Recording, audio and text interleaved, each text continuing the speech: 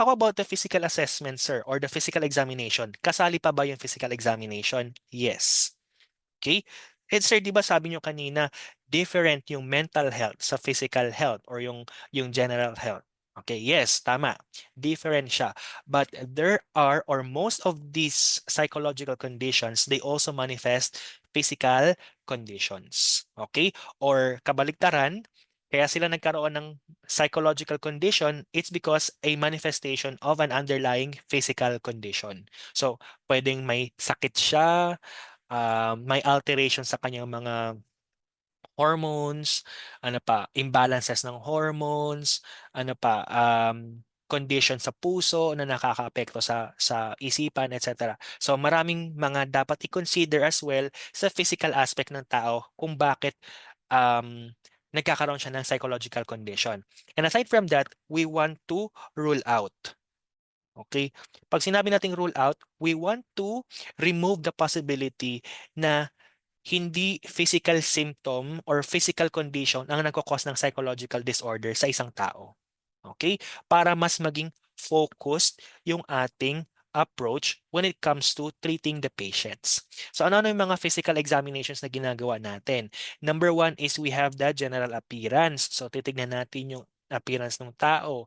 Okay? Kung paano niya present yung sarili niya nung pumunta siya ng healthcare facility.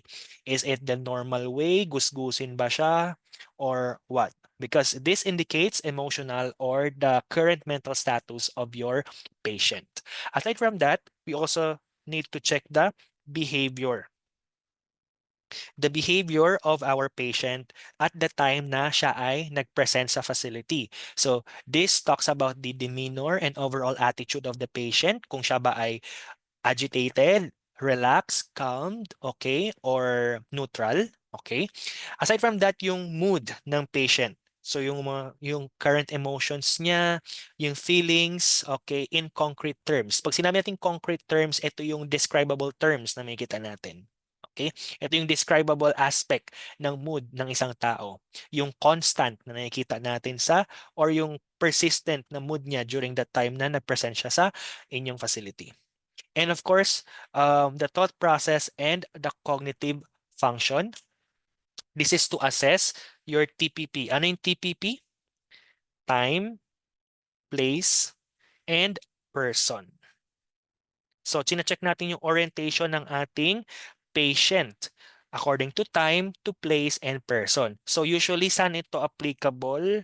Applicable ito sa mga may dementia. If you're familiar with dementia or demented people, yung mga may Alzheimer's, okay, mga matatanda. So, usually sila yung mga chinecheck natin ng time, person, and place na orientation to assess their cognitive function.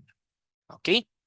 We also check for the coping mechanisms. So, yung mga defense mechanisms na ginagamit ng patient natin by the time na siya ay nag-present sa ating facility.